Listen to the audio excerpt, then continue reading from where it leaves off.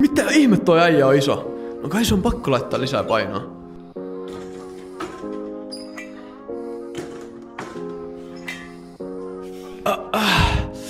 Ei vitsi, tää on ihan sikapainava. En mä saa tätä enää ylös. Ei vitsi, mä jätän alle. Jaha, ensi kerralla sitten hivenen vähemmän painoa.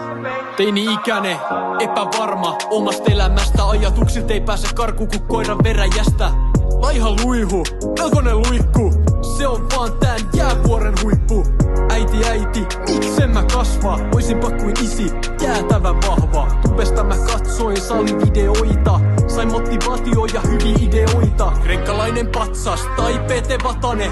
Tekisin kaikkeni, et penkis meni satane. Kreatiinia ja proteiini lisää. Laitetaan nää hauikset itää.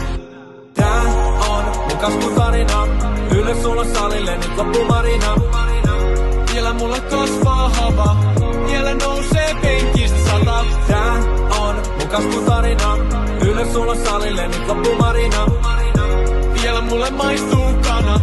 Ellei riisi pohjaan pala. Kärsivällisyys on avain menestykseen. Pitkäjänteisyydellä teet itsestä sajan saatossa ylpeen. Alka muutkin näkee, et oot kovassa kunnossa. Itsetunto kohenee, kun alkaa näkyy kroppas tulosta. Kroppaan työmaa ei valmistu hetkessä. Ei oikotiitä onneen, pidä se mielessä.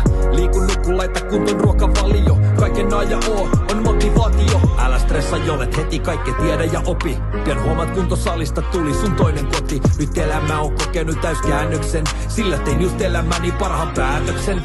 Tää on mun kasvutarina. Ylös sulla salille, nyt loppumarina. Vielä mulle kasvaa hava. Joo, Luntti, ruoka on valmista. Mitäs sä oot tehnyt? Kana ja riisiä. Kana ja riisi? Joo. Taas? Eihän me syödä mitään muuta kuin kana ja riisi. No en mä osaa tehdä mitään muuta kuin kana ja riisiä. No, oleks sä yrittänyt? Ellei riisi pohjaan pala.